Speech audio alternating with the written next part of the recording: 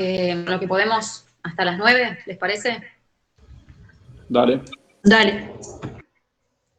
Bueno, y finalmente vamos a ver lo que se pueda un poquito de los sanguíneos.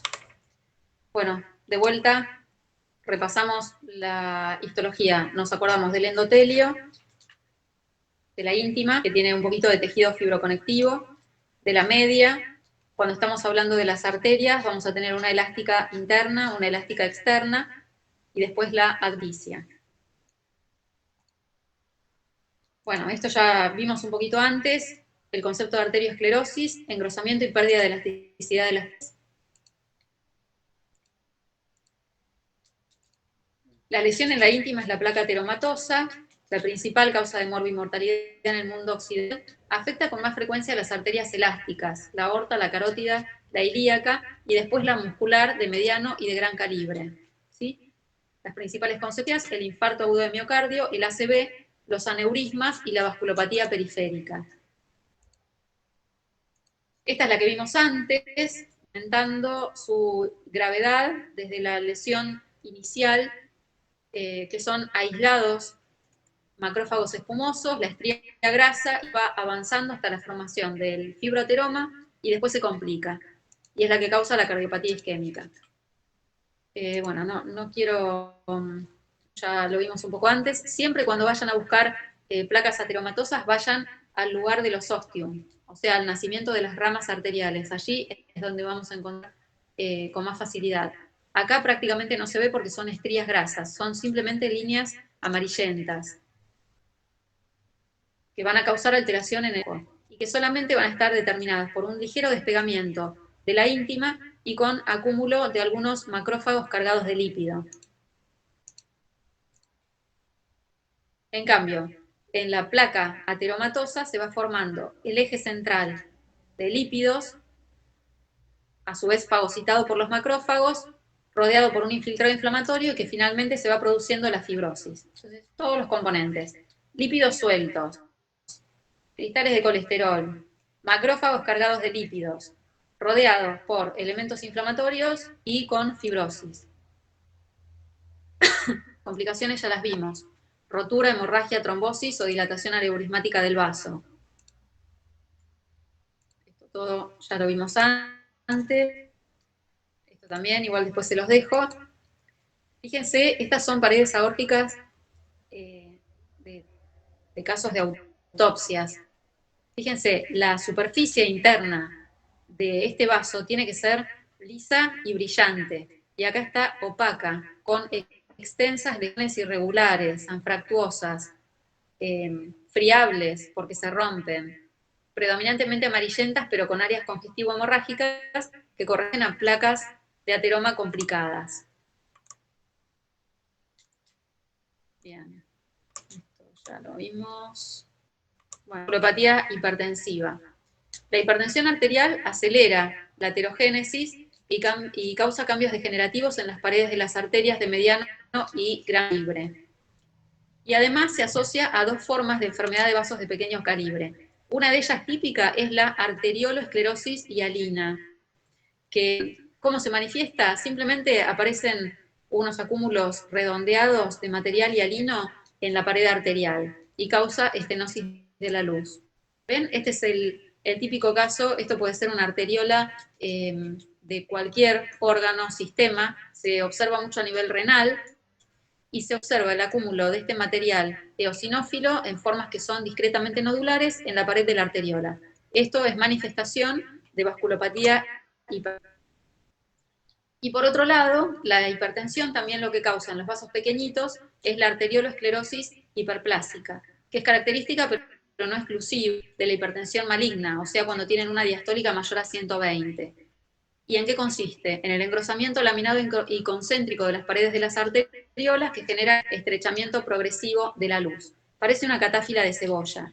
Entonces, si preguntamos cuáles son las lesiones más típicas de la hipertensión arterial en los vasos pequeños, van a ser la arteriolo-hialinosis y la arterioloesclerosis hiperplásica.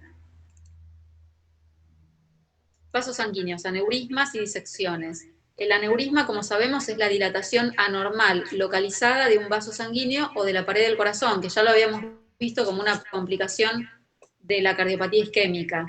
El aneurisma verdadero está rodeado por componentes de la pared arterial o cardíaca, pero el aneurisma falso, pseudoaneurisma, hay una brecha en la pared que conduce a un hematoma extravascular, o sea, es un hematoma en el espesor de la pared del aneurisma falso, no tiene todas las capas. Y la disección arterial es un hematoma que va rompiendo todas las capas de la pared de la arteria y se comunica con la luz. Este es un aneurisma verdadero, tiene todas las capas del vaso, es una dilatación del vaso. Y este es un falso aneurisma. La pared se rompió y solamente contenida por el tejido conectivo externo se aloja un hematoma.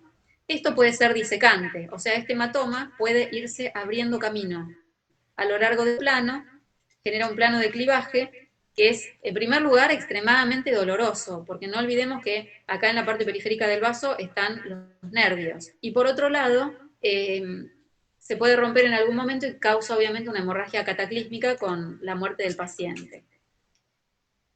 Los aneurismas y las disecciones más importantes cuando afectan la aorta, las dos causas más importantes de aneurismas son la aterosclerosis y la degeneración quística de la media arterial. Según su morfología, estas dilataciones van a parecerse a sacos, van a ser saculares o van a ser fusiformes. El aneurisma aórtico se suele dar en hombres mayores de 60 años, se asocia a aterosclerosis, hipertensión, pero también hay una susceptibilidad genética. Se suele dar por debajo de las arterias renales y por encima de la bifurcación aórtica. Pueden ser saculares o fusiformes y hay algunos que han llegado a tener 25 centímetros de longitud. Consecuencia. ¿Una pregunta? Sí. Yo tenía que era por debajo de las arterias renales y por encima de la bifurcación ilíaca, ¿podés? Es eso, es la bifurcación final. Ok. Sinónimo. ¿Cuáles son las consecuencias? Bueno, imaginémonos, se rompe, puede generar obstrucción de un vaso con lesión tisular isquémica, puede generar embolia, porque cuando se daña la pared se genera la trombosis y se genera un fenómeno de tromboembolismo, un efecto de masa sobre una estructura adyacente, o se puede presentar como una masa abdominal y ser diagnóstico diferencial. Fíjense, la dilatación aneurismática y todo el cambio secundario que produce en los tejidos periféricos, ¿sí? La disección aórtica es lo que les decía antes, la colección de sangre que está en los planos laminares de la pared arterial, se va abriendo camino, se va formando un canal lleno de sangre dentro de la pared aórtica que se rompe hacia afuera y que causa una hemorragia masiva. Más del 90% de casos corresponde a hombres en esta franja etaria, entre 40 y 60 años, en general hipertensos. Si se da en pacientes más jóvenes, hay que sospechar una anomalía del tejido conectivo y en mucha menor proporción iatrogénica, o sea, no tenemos causa alguna, y en mucha menor proporción posparto. Hay un desgarro de la ina que puede ser transversal u oblicuo, ¿sí? De bordes desgarrados y que se va extendiendo. Y el hematoma se forma en ese interior y va acumulándose a lo largo de la pared. Entonces, ven, en la histología lo que vemos es una colección de sangre que se va abriendo camino entre planos, va rompiendo la histología, la arquitectura normal y va abriéndose camino entre los planos histológicos. Bueno, esto no importa. El paciente se presenta con un dolor súper intenso que comienza en el tórax anterior y se irradia a la espalda. Mientras le va doliendo al paciente es porque su aorta va rompiéndose su pared en sentido distal a expensas de un coágulo que va avanzando, ¿sí? La causa de muerte más frecuente entonces es la rotura, que puede ser alguna cavidad o directamente libre en la cavidad peritoneal y causa un shock hipovolémico y la muerte. Sin embargo, tiene un buen pronóstico si se puede tratar esto con la reparación temprana de la pared y con tratamiento antihipertensivo. Bueno, hasta ahí grandes vasos. Y vemos que podemos ver de vasculitis. Bueno, las vasculitis son como una gran bolsa de gatos, es un grupo heterogéneo de patologías. Como lo indica su nombre, hay inflamación y daño de la pared de los vasos. Para hablar de vasculitis, en general, tiene que tener dos componentes: necrosis fibrinoide de la pared y el infiltrado inflamatorio.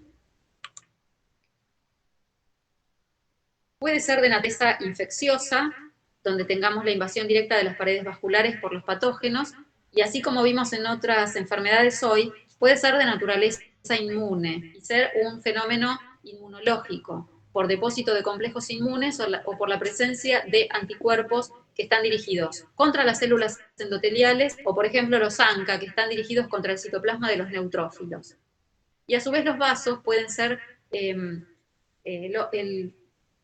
órgano blanco de físicas y químicas, por ejemplo, irradiación, trauma mecánico o toxinas. Por ejemplo, a su vez, como vimos que el corazón, que está en el área de un tratamiento radiante, puede sufrir fibrosis por radiación y dar lugar a una miocardiopatía restrictiva, vasos que estén presentes en un área de radiación pueden sufrir una lesión física y tener vasculitis.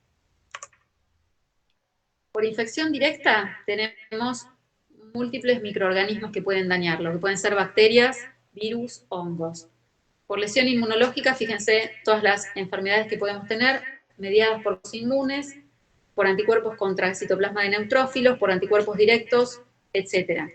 Y de causa desconocida, tenemos estas etiologías, arteritis de células gigantes de la temporal, arteritis de Takayasu o la poliarteritis nodosa. También otra forma de clasificar las vasculitis es de acuerdo a qué calibre de vaso afecta. Cuando afecta grandes vasos, será una arteritis de células gigantes o una de Takayasu, que en general va a afectar todo lo que es arco aórtico. Cuando afecta las arterias de mediano calibre, tenemos que pensar en una poliarteritis nodosa o una enfermedad de Kawasaki. En cambio, cuando afecta a nivel capilar, se nos abre todo este espectro de patologías. Por ejemplo, el síndrome de Goodpasture, que lo tendríamos que retener.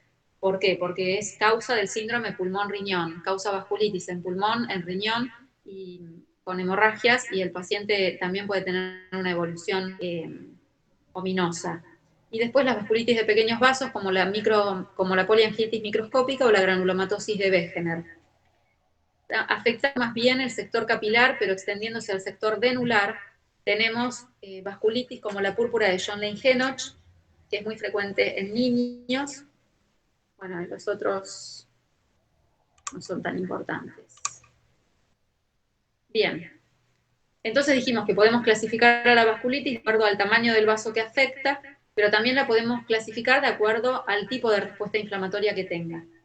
Si tiene una respuesta neutrofílica o leucocitoclásica, ¿saben qué significa cuando decimos leucocitoclasia? Leucocitoclasia tiene que ver con la presencia de leucocitos polimorfonucleares que fragmentan sus núcleos y entonces hay polvillo nuclear. Hoy en varias fotos vimos que cuando hay polis hay pequeños fragmentitos nucleares, eso es típico, y esa es la leucocitoclasia, la fragmentación del núcleo de los polis.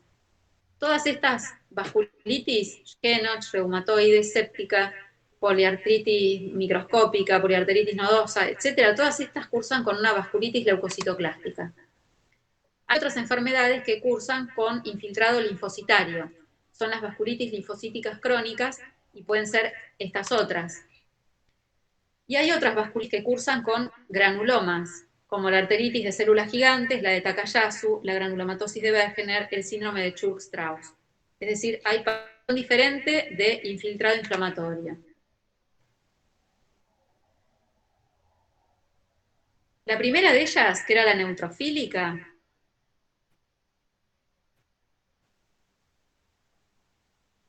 acuérdense de esto, el vaso nuclear con fragmentación del núcleo o cariorexis.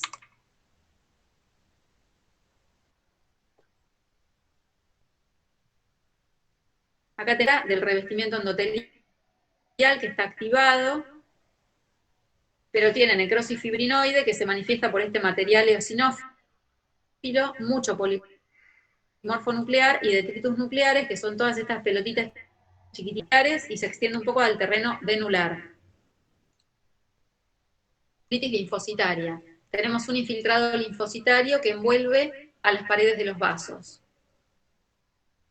Vaso, activación del endotelio. ¿Qué digo cuando digo activación del endotelio? El núcleo muy prominente y que incluso protruye hacia la luz. Infiltrado inflamatorio linfocitario que no solo es perivascular, sino que infiltra la pared vascular. Cuando hay vasculitis, en general se puede romper el vaso, entonces hay extravasación de eritrocitos. En este caso, el polvillo nuclear es poco común. El polvillo nuclear se asocia al polimorfo nuclear. Y la vasculitis con granulomatosis, el granuloma, ¿cómo está constituido? El granuloma básicamente está constituido por una colección de histiocitos, que suelen ser epitelioides, acompañado en menor proporción de linfocitos. Puede ser necrotizante, es decir, en el centro de esos granulomas podemos tener necrosis. Perdón. Voy a avanzar ahora con los eosinófilos. Y hay algunos de ellos que se caracterizan por tener células gigantes multinucleadas en los granulomas. Entonces, vamos a ver si podemos ver las características. Esta no me importa. Esto igual se los voy a dejar después, pero...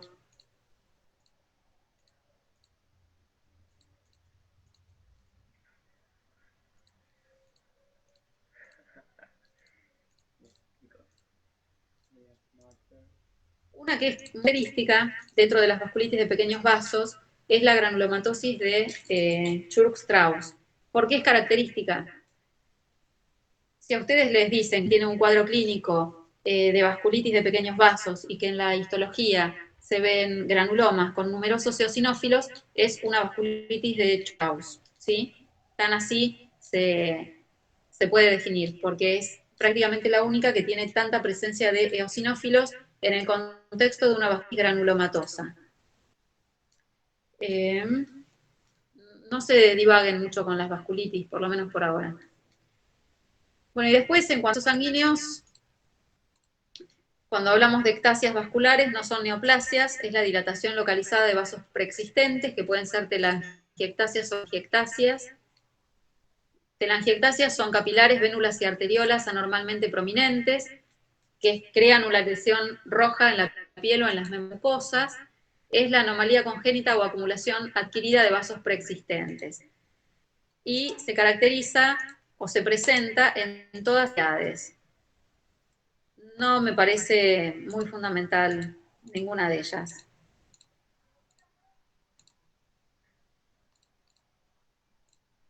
Todas se caracterizan por la presencia de vasos dilatados, telangiectasias, en la piel. Linfangiectasias, clínica e histológicamente son similares a los linfangiomas, son dilataciones linfáticas, ¿sí? Y ahora vamos a ver un poquito de proliferaciones vasculares, procesos pseudotumorales. La angiomatosis basilar es una proliferación vascular reactiva que está causada por una infección del género Bartonella, que se puede dar tanto en adultos y niños y que es frecuente la asociación al inmunocompromiso. Macroscópicamente son lesiones nodulares, rojo-amarronadas, y en la micro tenemos una proliferación nodular de vasos bien formados. ¿Sí? Pero lo que es interesante es que no solamente que los vasos se distribuyen de una manera difusa y no forman nódulos, sino que con la técnica de Wartin-Starry podemos llegar a identificar a la bacteria, que son estos pequeños bacilitos que se ven de negro con técnicas argénticas. El Wartin-Starry es una técnica argéntica, o sea, utiliza precipitados de sales de plata. Esta es una proliferación pseudotumoral, es una proliferación reactiva asociada a la presencia de acción. Y después, en cuanto a los tumores benignos, tenemos que recordar el hemangioma, ¿sí? Intermedios están los hemangioendoteliomas y el sarcoma de Kaposi, y malignos tenemos el hemangioendotelioma epitelioide y el angiosarcoma que he hablado antes en corazón. Estos no me importan ahora. El hemangioma frecuentemente es aislado, suelen ser superficiales, aunque también pueden afectar órganos profundos, y rara vez o nunca se malignizan. Constituyen 7% de los benignos de la lactancia y la niñez. El hemangioma infantil es una proliferación benigna de capilares, que se caracteriza por un marco que es el GLUT1 positivo, Y lo que tenemos desde el punto de vista histológico es una proliferación de estructuras vasculares tipo capilar que se disponen en lóbulos, que están tapizadas por células endoteliales típicas, que pueden tener por debajo el revestimiento de pericitos, que pueden tener algunos linfocitos y mastocitos intersticiales. Una lesión benigna. El hemangioma capilar lobular está un poco en discusión si este es un verdadero tumor o si es una proliferación vascular reactiva también. Son lesiones exofíticas de rápido crecimiento que se ulceran. Especialmente en niños y adultos jóvenes. Ven que es considerada por muchos como una lesión hiperplásica reactiva más que neoplásica. Cuando se da en la mucosa gingival durante el embarazo se denomina épulis. O sea, el épulis es una proliferación benigna de estructuras vasculares capilares en la mucosa gingival de la embarazada. ¿Ven? Se puede presentar en la piel como una lesión exofítica, que se ve fea porque está generalmente ulcerada. También puede presentarse, está tapizada por una epidermis que en general va a estar ulcerada y por debajo se ve una proliferación también de estructuras vasculares capilares que pueden agrupar óvulos, que tiene inflamación intersticial, y para poder diferenciar este del hemangioma infantil que les nombré antes, hay que hacer esa técnica de inmunistoquímica con GLUT1, porque no lo podemos diferenciar por la histología. Entonces, hemangioma principal, tumor vascular benigno. ¿Ven? Se presentan como masas ofíticas y los vasos se disponen en lóbulos, separados por tejido fibroconectivo laxo. El hemangioma cavernoso se caracteriza, es más del adulto y son estructuras vasculares grandes, que pueden presentarse en órganos profundos, como en el hígado. ¿Ven? Tenemos una lesión de contornos lobulados, y que si la miramos tiene un aspecto microquístico, con estructuras cavitadas que van desde 1 milímetro hasta unos 5 o 6 milímetros, y una coloración rojo-vinosa, congestiva. Algunos pueden tener extensas áreas de fibrosis, y lo que se ve es una colección de canales vasculares de gran tamaño, dispuestos en estrecha posición, lo que se llama back, están revestidos por endotelio sin atipía también, es una lesión benigna, y entre medio se interpone septo de tejido fibroconectivo, puede tener algo de inflamación crónica. Si comparamos este endotelio con los que vimos antes de los hemangiomas, este endotelio suele ser mucho más aplanado. En los otros es más tumefacto. ¿Ven? Parece una esponja realmente, de canales vasculares grandes, con mucho contenido de eritrocito. Eso es cavernoso. No me importa el linfangioma. Son canales vasculares, son canales linfáticos. Los hemangioendoteliomas después los leen.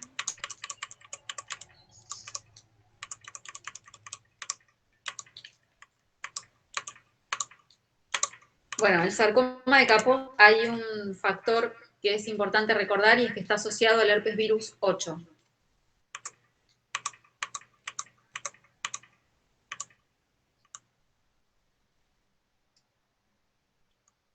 Y finalmente quiero llegar al angiosarcoma, que es la neoplasia maligna de células endoteliales.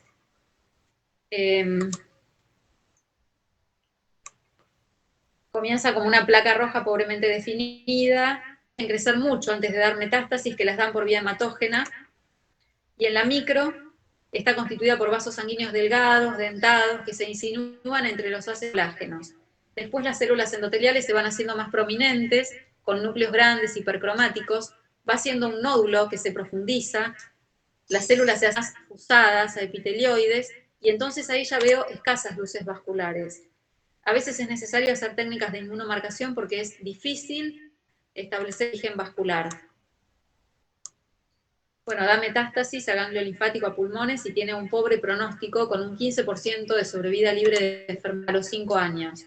Fíjense, esto es una colección de canales vasculares irregulares, anastomosados, que están separados por estos septos fibrocolágenos y alinos. Pero si vamos a mayor aumento, las células tienen un marcado grado de pleomorfismo, son irregulares, hipercromáticos, ¿sí? Forman masas nodulares que se van profundizando y van ganando atipía. Acá ya se hace hipercelular, con mucho pleomorfismo, con presencia de mitosis y con mucha abiosis, es decir, variación en el tamaño y en la forma nuclear. A veces lo único que nos orienta a que sea algo vascular es o la presencia de tanto eritrocercial o la presencia de vacuolas citoplasmáticas, que denotan la diferenciación endotelial, como en este caso. Si no, es prácticamente imposible pensar que sea vascular.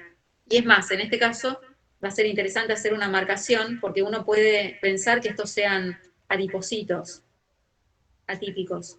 Tiene mitosis, dispersas, muy malignas, y también puede tener una morfología más epitelioide, con citoplasma más amplio. Entonces, el espectro morfológico es muy amplio, es el tumor maligno vascular por naturaleza.